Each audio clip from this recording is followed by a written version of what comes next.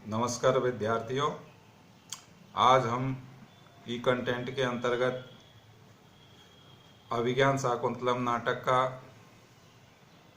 अध्ययन करेंगे। पूर्व में भी हम इसी नाटक का अध्ययन करते हुए आ रहे हैं।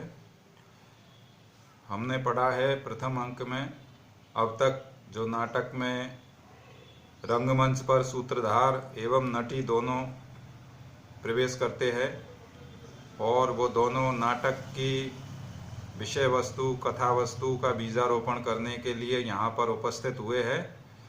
सूत्रधार होता है, एक नटी होती है। ये दोनों पात्र हैं। सूत्रधार सूत्रम प्रयोगानुष्ठानम धारयति इति सूत्रधार है। अर्थात सूत्रधार कौन होता है? जो कथा वस्तु का रंगमंच पर बीजारोपण करता है, जो नाटक के कलाकार है उनको दिशा निर्देश देने वाला होता है, रंगमंच की जो जितनी भी सारी व्यवस्थाएं हैं उनको संभालने वाला होता है। एक तरह से कथा, जो नाटक की कथा है उसमें घटित होने वाली घटनाओं को धारण करने वाला होता है। अर्थात वो समस्त प्रकार की व्यवस्थाओं का संचालन करने वाला होता है, कलाकारों को दिशा निर्देश देने वाला होता है। इसी में सूत्रधार नटी से कहता है कि ये जो परिषद है, जो दर्शकों की परिषद है, ये बहुत ही विद्वानों की परिषद है। इसलिए इसमें आज हमको अभिज्ञान शाकुंतलम नामक नवीन नाटक का मंचन करना है।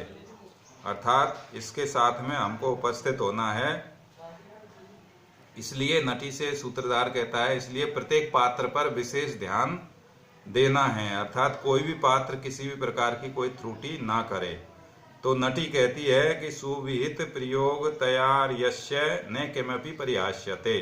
सूत्रधार को नटी विश्वास दिलाती है कि सुविहित, अच्छी तरह से जो नाटक अभिनय करने वाले कलाकार है वो बहुत ही परिपक्व है, नाट्य कला में निपुण है, प्रशिक्षित है।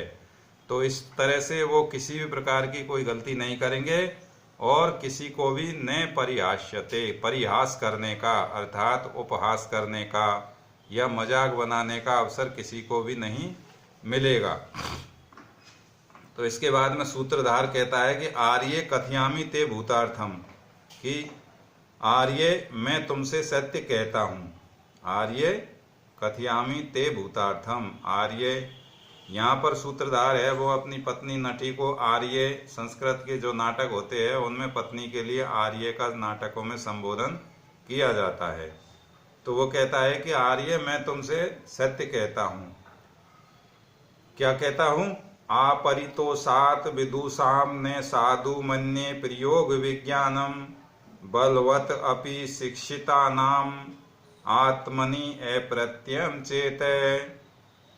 तो सूत्रधार कहता है कि विदुषाम, विद्वानों का, अर्थात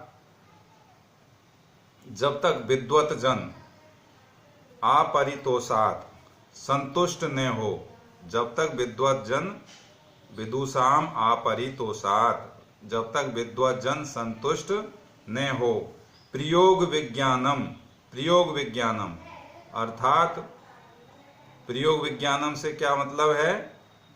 अपने नाटकाभिनय के विशिष्ट ज्ञान को, अपना जो नाटकाभिनय, कलाकारों का जो नाटक अभिनय, नाटक में अभिनय करने का जो विशेष ज्ञान होता है, कला होती है, उस ज्ञान को साधु ने मन्ये। साधु का मतलब उपयुक्त या उचित या सफल, ने मन्ये नहीं मानता हूँ। अर्थात मैं जब तक मेरे प्रयोग, मेरे जो नाट्य कला का जो ज्ञान है, नाटक अभिनय है, इसको मैं जब तक सफल नहीं मानता। कब तक नहीं मानता? विदुषाम अपरितोषात्, जब तक कि विद्वान लोग, जो नाट्य कला में निपुण विद्वान लोग हैं, वो संतुष्ट न हो जाए। प्रयोग विज्ञानम साधु ने मन्ये, जब तक वे संतुष्ट न हो जाए, अर्थात प्रसन्न न हो जाए नाटक को देख करके, तब तक मैं अपने नाट्याभिनय को परिपूर्ण या सफल नहीं मानता, क्योंकि बलवत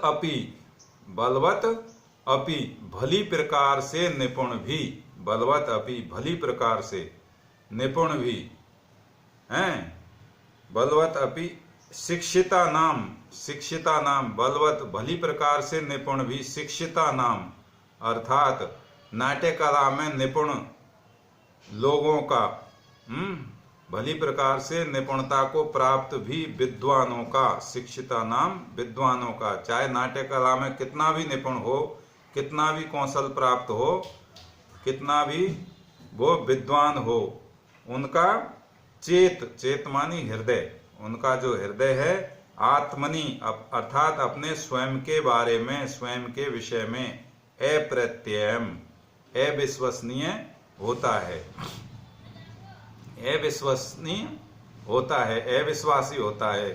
तो कहने का तात्पर्य ये है कि जो नाट्य कला में कितना भी निपुण विद्वान हो, लेकिन वो ये कहता है सूत्रधार कि जब तक जो दर्शक गण है, जो दर्शक विद्वान गण है, वो जब तक मेरे कौशल से, मेरे नाट्य का अभिनय से जब तक वो प्रसन्न नहीं हो जाए, जब तक वो संतुष्ट नहीं हो जाए, तब तक मैं मेरे जो नाट्य का अभिनय के कुशल प्रशिक्षण के ज्ञान को मैं सफल नहीं मानता। न साधु मन्ये प्रयोग विज्ञानम, मैं सफल नहीं मानता। तो इस प्रकार से सूत्रधार नटी से कहता है। फिर नटी कहती है आर्य एवं एतत्, आर्य ऐसा ही होगा, आर्य ऐसा ही है।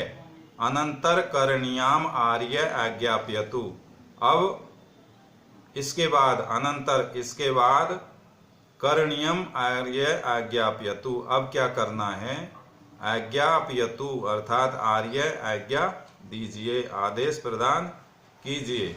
तो सूत्रधार कहता है किम अन्य अस्या परिषद श्रुति प्रसादनते, तो सूत्रधार नटी से कहता है कि किम अन्य अस्या परिषद, अस्या परिषद किम अन्य श्रुति, अर्थात इस जो परिषद है, दर्शकों की, विद्वानों की परिषद है, इसकी श्रुति प्रसादनतय, इसको प्रसन्न करने के अतिरिक्त और क्या काम हो सकता है।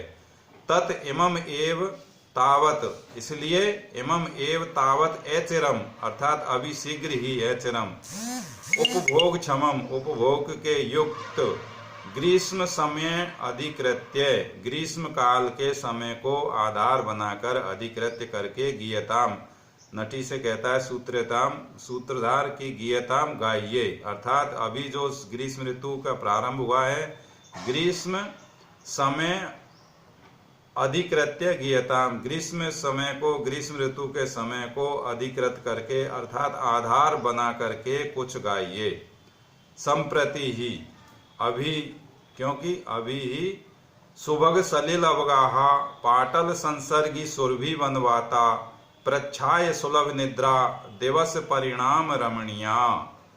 तो सूत्रधार कहता है कि अभी अभी जो ग्रीष्म कालीन जो ऋतु प्रारंभ हुई है उसको आधार बना करके कुछ गाइए, क्योंकि ये ग्रीष्मकालीन ऋतु कैसी है, सुभग सलिल अवगाहा, सुभग मानी अच्छा लगने वाला, सुभग जल में अधिक स्नान करना अच्छा लगता है, सुभग सलिल अवगाहा, सलिल जल में, अवगाहा स्नान करना अच्छा लगता है, क्योंकि ग्रीष्मकालीन का मौसम है, इसमें जल में स्नान करना अच्छा लगता है।